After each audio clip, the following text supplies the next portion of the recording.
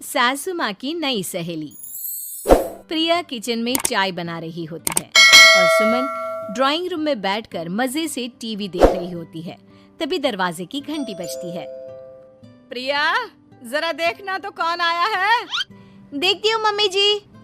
प्रिया दरवाजा खोलती है तो सामने पड़ोस वाली विमला आंटी खड़ी होती है। नमस्ते आंटी जी, कैसी हैं आप? मैं तो बिल्कुल ठीक हूँ बेटा, पर तेरी सास को क्या हुआ है? आजकल कहीं दिखती ही नहीं है। जब देखो तब टीवी के आगे जमी रहती है। अंदर तो आइए आंटी। अरे ओ दीपक की अम्मा, कहाँ हो?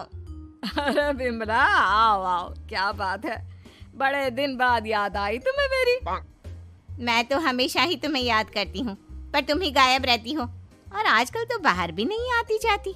तबीयत तो ठीक है ना तुम्हारी? अरे तबीयत को क्या होना है, इस उम्र में तो कुछ ना कुछ लगा ही रहता है। मेरी छोड़ो, तुम ये बताओ कि क्या चल रहा है गली मोहल्ले में। तुम गली मोहल्ले की छोड़ो, चल तो तुम्हारे पड़ोस में रहा है। तुम्हारी नई सहेली आई है। मेरी कौन सी नई सहेली? मैं तो यहाँ बस तुमसे बातचीत कर लेती हूँ या फिर बाजू वाली शर्मा की बहू से दो चार बातें कर लेती हूँ। इसीलिए तो कहा कि तेरी नई सहेली आई है। अब कोई पड़ोस में आया है तो बात तो होनी ही है। कम से कम इसी बहाने हमारा भी एक ग्रुप बन जाएगा। फिर सब मिलकर अपनी बहुओं की शिकायतें किया करेंगे। दोनों हंसने लगते हैं। तभी प्रिया चाय लेकर आती है और सामने टेबल पर रख देती है। दोनों चाय पीती हैं और बातें करते हैं। चलो मैं चलती हूँ, अब कल मिलते हैं। राम राम। अगले दिन प्रिया किचन में कुछ काम कर रही होती है और सुमन आराम से सोफे पर बैठकर मटर छिल रही होती है। तभी डोरबेल बजती है। प्रिया दरवाजा खोलती है तो सामने उनकी नई पड़ोसन खड़ी होती है। जी, आप कौन? मैंने पहचाना नहीं। नमस्ते बेटा, मैं शारदा, आपके बगल वाले घर में अभी 2-4 दिन पहले ही शिफ्ट हुए हैं। ओह अच्छा अच्छा अच्छा, नमस्ते आंटी, अंदर आइए ना आप। देखिए तो मम्मी जी, आज कौन आया है। इतना कहकर प्रिया किचन में चाय बनाने चली जाती है। नई पड़ोसन को घर पे देखकर सुमन थोड़ा हैरान हो जाती है। नमस्ते बहन जी, मैं शारदा, आपकी नई पड़ोसन। अच्छा अच्छा, आप हैं हमारी नई पड़ोसन। आइए आइए, और बताइए कैसी हैं आप? जी बिल्कुल ठीक हूँ। वो दरअसल घर पर छोटी सी पूजा रखवाई थी, बस उसी का प्रसाद देने चली आई। सोचा इसी बहाने नए पड़ोसियों से भी मुलाकात हो जाएगी। ये तो बहुत अच्छा सोचा आपने। सुमन प्रिया को आवाज लगाती है। अरे ओ बहू, जरा चाय पानी का तो आके पूछ लो। ये आजकल की बहुएं भी ना, जब तक बोलो नहीं तब तक कुछ नहीं करेंगी। आई मम्मी जी। प्रिया चाय लेकर आती है। दोनों बैठकर चाय पीती हैं और खूब सारी बातें करती हैं। अच्छा बहन जी, अब मैं चलती हूँ, फिर मिलते हैं। अब तो आना जाना लगा ही रहेगा। शारदा के जाने के बाद प्रिया किचन से बाहर आती है। क्या बात है मम्मी जी, आप दोनों को देखकर तो लगा ही नहीं कि पहली बार मिल रही हो। आप दोनों तो बिल्कुल बिछड़ी हुई सहेलियों की तरह बातें कर रही थी। अरे जब दो औरतें मिल जाती है ना, तो बातें अपने आप ही निकल आती है। अब तू अपने काम पर ध्यान दे, बातों पे नहीं। ऐसे ही कुछ दिन बीत जाते हैं। अब सुमन और शारदा अच्छी सहेलियां बन गई होती हैं। दोनों एक साथ मंदिर जाती, मार्केट जाती और कभी कभी तो विमला भी इनके साथ मिलकर खूब हंसी ठिठोली करती। एक शाम तीनों बैठकर सुमन के घर पर चाय पी रही होती हैं कि तभी बहुत तेज बारिश शुरू हो जाती है। सुमन जोर से प्रिया को आवाज लगाती है। प्रिया, ओ प्रिया, देख कितनी तेज बारिश हो रही है। जाके छत से सारे कपड़े ले आ, नहीं तो सब भीग जाएंगे। सुमन 2 बार आवाज लगाती है लेकिन प्रिया का कोई जवाब नहीं आता।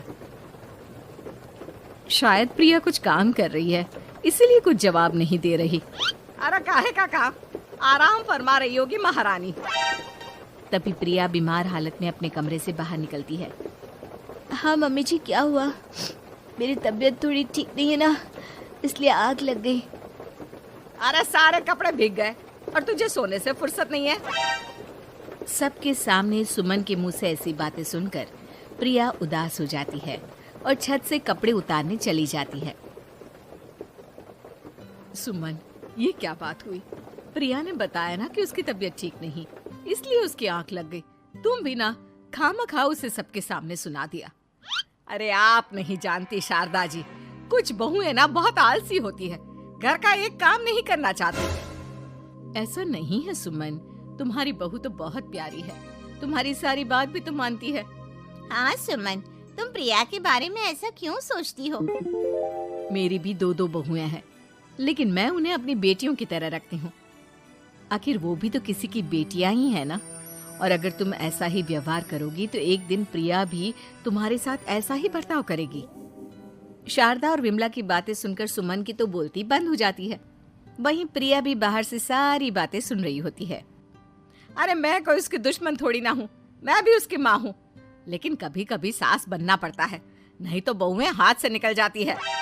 देखो सुमन, ये सब सोच का फर्क है।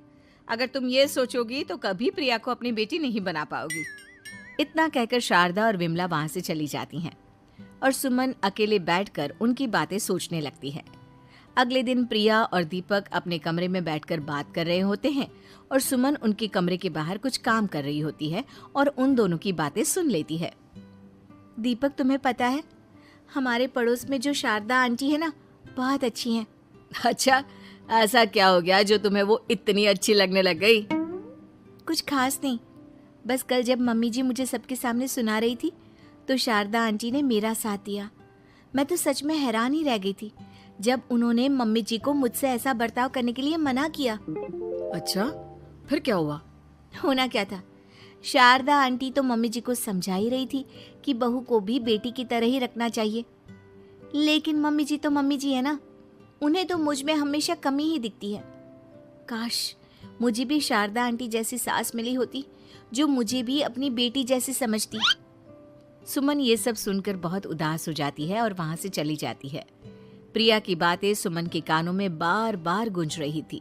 उसे बहुत शर्मिंदगी महसूस हो रही थी कि उसने प्रिया के साथ बहुत गलत किया है। अगले दिन सुमन शारदा और विमला को बुलाती है। क्या बात है सुमन, आज तूने ऐसे अचानक क्यों बुलाया? सब ठीक तो है ना? हाँ हाँ, सब ठीक है, तुम दोनों बैठो तो सही। तब तक दीपक और उसके पापा भी आ जाते हैं। प्रिया, तुम भी आ जाओ। क्या हुआ मम्मी जी, आपने बुलाया? हाँ प्रिया बेटा, मैं आज सबके सामने तुमसे माफी मांगना चाहती हूँ।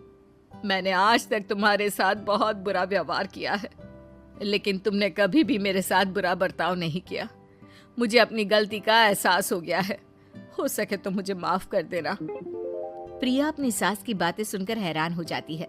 उसकी आंखों में आंसू आ जाते हैं। प्लीज मम्मी जी, आप मुझसे माफी मत मांगिए, मैं भी आपकी बेटी ही हूँ। वैसे एक थैंक यू तो मेरी नई सहेली को भी बनता है, जिसकी वजह से मुझे मेरी गलती का एहसास हुआ। शारदा बहन, आपका बहुत बहुत शुक्रिया जो आपने मेरी आंखें खोल दी। अरे क्या सुमन, तुम भी ना।